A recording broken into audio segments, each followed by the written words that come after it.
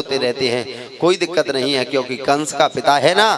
तब उस समय उसी को तच्चूर्णयत्वा मूसलम यतुराजा सहायु का समुद्र सलिल है प्रास्य लोहम चास्य वशेषतम, उसी को आज चूर्ण बना करके सागर में फेंक दिया गया है। और एक टुकड़ा था लोहे का, उसको भी फेंक दिया गया है। और एक लोहे के टुकड़े को क्या किया है, मत्स्यो घृत मत्स्यग्नि जालन नानी सहर डबे तस्योदरगतम लोहम च सल्ले लुब्धको करे। एक जरा नाम का बहेली चल करके आया है, और जरा नाम के बहेलिया को वह टुकड़ा मिला है और अपने बाण की नोक पर उसको लगा लिया है। बोलिए भक्त वत्सल भगवान की, बोले राधा कृष्ण भगवान की जय जय श्री राधे। बाण की नोक पर उसने धारण कर लिया है। यहाँ एकादश स्कंद में जनक और नवयोगेश्वरों का बहुत संवाद है, वहां तक नहीं जा पाएंगे। जो नवयोगेश्वर हुए हैं, कवि हरि अंतरिक्ष प्रबुद्ध पबलायन आविहोत्र द्रुमिल चमस और करभाजन। जनक जी महाराज ने बड़े प्रश्न किए हैं। पहले कहा है भागवत धर्म का धर्म क्या है, आगे चल करके पूछा है भक्त कौन है, ज्ञान क्या है, वैराग्य क्या है। ऐसे प्रश्न जनक ने नवयोगेश्वरों से पूछे हैं। आत्मा का स्वरूप क्या है, माया का स्वरूप क्या है, अतिंद्रिय पुरुष कौन है, अवतारों की गणना क्या है, यह सब पूछा हुआ है। जनक नवयोगेश्वरों का बहुत संवाद है। युग के धर्म के बारे में पूछा है, युग क्या है, युग के धर्म के बारे में पूछा तो भगवान ने कहा ब्राह्मणोस्य मुखमासी द्वाहु राजन्यः कृता उरु तदस्य जदवैश्यः पदव्यांगो शूद्रो अजायतः। भगवान ने 4 वर्ण स्वयं बनाए हैं। परमात्मा ने जंगा से ग्रस्त आश्रम बनाया है। भगवान ने हृदय से ब्रह्मचर्य आश्रम बनाया है। भगवान ने वक्षस्थल से वानप्रस्थ आश्रम बनाया है। और भगवान ने मस्तक से संन्यास आश्रम बनाया है। भगवान ने अपने मुख से ब्राह्मण बनाए हुए हैं, भुजा से क्षत्रिय बनाए हुए हैं। भगवान ने उदर से वैश्य बनाए हुए हैं और चरण से चौथे वर्ण बनाए हुए हैं। यहाँ युग का धर्म बताया है और युग का भी स्वरूप बताया गया है। 4 युग होते हैं, सतयुग, कलयुग और द्वापर और त्रेता युग। सतयुग में व्यक्ति की उम्र 1000 वर्ष होती है, द्वापर में 10,000, त्रेता में व्यक्ति की उम्र 10,000 वर्ष होती है, द्वापर में 1000 वर्ष होती है, कलयुग में व्यक्ति की 100 वर्ष होती है। सतयुग की उम्र बताई गई है 17,28,000 वर्ष का सतयुग है। 12,96,000 वर्ष का त्रेता युग बताया गया है। 8,64,000 वर्ष का द्वापर युग बनाया गया है और 4,32,000 वर्ष का कलयुग बताया गया है।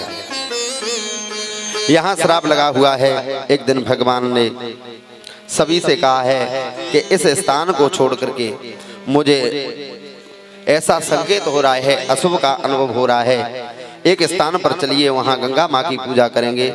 और सभी आज यदुवंशियों को प्रभु लेकर के चल करके आए हुए हैं। प्रभु जैसे ही चल करके आए, सागर के पास चल करके आए हैं। सागर के पास यदुवंशी चल करके आए हैं और यदुवंशियों ने मेरका नाम की मदरा का पान किया है। आपस में लड़ाई झगड़ा करने लगे हैं, किसी पर अस्त्र शस्त्रों से वार करने लगे हैं, खड़ग और तलवारों से वार करने लगे हैं। बलराम जी ने समझाया है और बलराम जी की बात नहीं समझी किसी ने, तो बलराम जी ने अपनी लीला समेटी है और बलराम जी अपने धाम चल करके गए हैं। बोलिए बलभद्र सरकार की, बोले वृंदावन बिहारी लाल की, बोले राधा कृष्ण भगवान की जय जय श्री राधे। बलभद्र ने जैसे ही लीला समेटी है, बलभद्र सरकार अपने धाम चल करके गए हैं। उसी समय प्रभु चल करके आए। भगवान ने सभी को कहा भूकंप उल्कापात धूमकेतु आदि का उदय होने वाला है, बड़े बड़े मृत्यु सूचक उत्पात होने लगे हैं। भगवान ने यदुवंशियों से कहा ये विनाश सूचक भीषण उत्पात हो रहे हैं, भगवान लेकर के शंखो द्वार तीर्थ में चले आओ। तीर्थ में चल करके आए और यहाँ यदुवंशियों का विनाश हुआ है। यदुवंशियों का विनाश हुआ।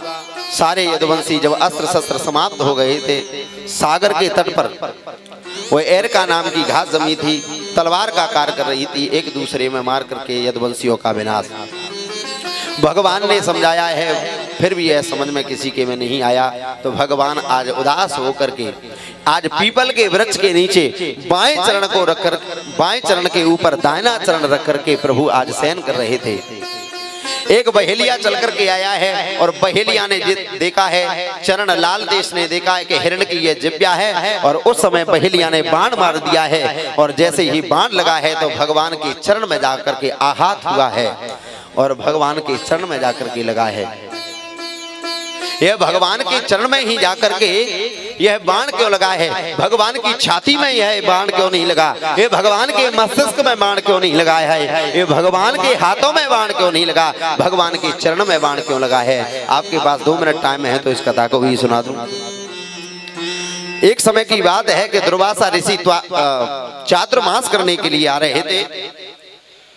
द्वारका में चातुर्मास करने के लिए आ रहे, तब कृष्ण ने से कहा कि हम द्वारका में रहने के लिए तैयार हैं, किसी भी तुम्हारी पटरानी ने कुछ शब्द कह दिए तो हम श्राप दे देंगे। तब कहा कि कोई भी आपको व्यवधान नहीं डालेगा, आप यहाँ रहिए। उस समय रुक्मिणी से कहा कि बाबा रहेंगे, इनकी बात का अनादर मत करना। रुक्मिणी ने कहा कि हम संतों की सेवा करेंगे। आज दुर्वासा ऋषि जी ने कहा कि हमारा मन ऐसा कर रहा है कि आप खीर बनाओ। पहले तो कहा कि हमारा ऐसा मन कर रहा है कि जिस रथ में घूमे उस रथ के घोड़े रुक्मिणी और कृष्ण बने। रथ के घोड़े कृष्ण में और रुक्मिणी बने हुए हैं और उस रथ में बैठ करके यह दुर्वासा ऋषि जी घूम रहे हैं। फिर कहा कि हमारा मन ऐसा करता है कि आप खीर बनाओ। और जैसे ही खीर बनाई है, खीर थोड़ी सी आज दुर्वासा ऋषि ने खाई और दुर्वासा ऋषि ने वह खीर खाई है और कृष्ण से कहा कि इस संपूर्ण शरीर पर इस खीर को लगा लो।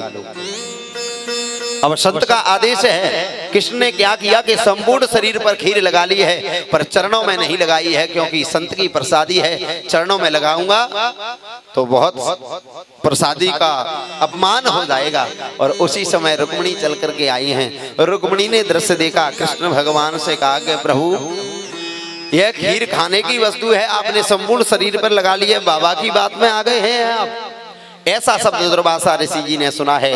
तब दुर्वासा ऋषि जी ने कहा कि प्रभु आपने ये संपूर्ण शरीर पर यह खीर लगाई है, संपूर्ण शरीर का तो वज्र का हो गया है, पर तुमने चरणों में नहीं लगाए हैं, तो चरण तुम्हारे कच्चे रह गए हैं। जिस समय भी बाण लगेगा तुम्हारे चरणों में लगेगा। और रुक्मिणी से कहा कि रुक्मिणी तुम्हें द्वारका की पटरानी बनने का सौभाग्य बहुत प्राप्त हुआ है। आज से मैं श्राप देता हूँ कि मंदिर में रुक्मिणी कृष्ण के साथ तेरी पूजा नहीं होगी, मंदिर में कृष्ण के साथ राधा की पूजा होगी। बोले राधा रानी सरकार की। इसलिए आप मंदिर में जाओ तो कृष्ण के साथ राधा हैं, कृष्ण के साथ रुक्मिणी नहीं है। इधर दारको नाम का सारथी चल करके आया है और दारको नाम के सारथी से कहा कि भैया जाकर के द्वारका के यदुवंशियों को जाकर के कह दो कि यह 7 में दिन यह द्वारका सागर में डूब जाएगी और जितने भी गोपियां हैं, जितने भी हमारी पटरानी हैं, वह सभी अर्जुन के साथ में वह ब्रजमंडल में चली जाएं। इधर अर्जुन लेकर के गए हैं।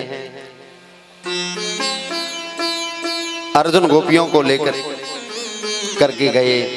क्या हुआ है कि भीलों ने आज अर्जुन को भी लूट लिया है। जो गांडीव किसी काम का नहीं था, आज समझ गए हैं कि भगवान थे तब तक ये गांडीव भी काम का है, ये भगवान चले गए तो यह धनुष बाण भी किसी भी के काम के नहीं हैं। तुलसी जा संसार में समय बड़ो अनमोल, भील ने लूटी गोपिका वही अर्जुन वही बाण। समय समय की बात है, समय समय का खेल, कभी समय का दिन बड़ा कभी समय की रात, कभी समय रात थी कभी समय का खेल। सभी समय को जानिए, ये समय बड़ा अनमोल।